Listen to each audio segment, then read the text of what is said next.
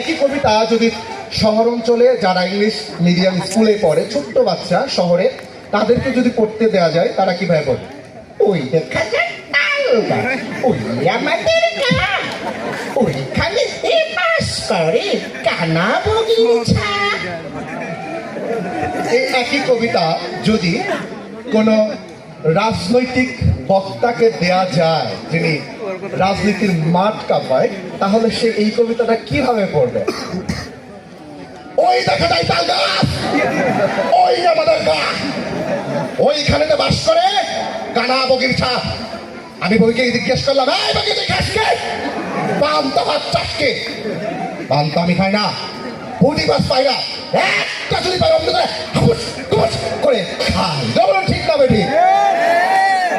আর এই একই কবিতা যদি ওয়াজ মাহফিলের বক্তাদের হুজুরদের দেয়া যায়, তাহলে সেই হুজুররা কিভাবে এই কবিতাটা আবৃত্তি করবে? ওই দেখা যায় তাল গাছ, ওই আমাদের গা, ওইখানে বাস করে কানা বগির ছা। আমি বগিকে জিজ্ঞেস করলাম, বগি তুই খাস কি? বগি আমার কান্দে কান্দে পান্তায় আমি খাই না, পুঁটি মাছ পাই না,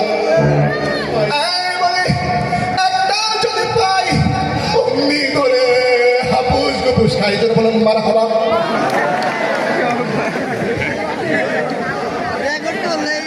সুপ্রিয় দর্শক মণ্ডলী, এই একই কবিতা যদি ভণ্ড বাবা, যারা বিভিন্ন ধরনের ভণ্ডামি করে, মাজারে কবরে সেজদাই করে, এই যে ভণ্ড বাবা, তাদেরকে যদি এই কবিতা দেয়া যায়, তাহলে কিভাবে এই কবিতাটা পড়বেন এবার সেটা শুনে আসি।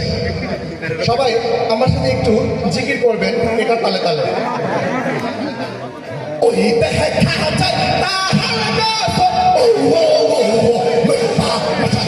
ওই খানে বাস করে কানা বগির ছা। ওই খানে বাস করে কানা বগির ছা। ধন্যবাদ সবাইকে। ধন্যবাদ ঘর থেকে সাংবাদিক আশরাফুল আলম ভাই। আমরা পরবর্তীতে আবারও তাকে আমাদের মঞ্চে দেখতে চাই। সম্মানিত সঙ্গী, আপনারা খুবই সুখী।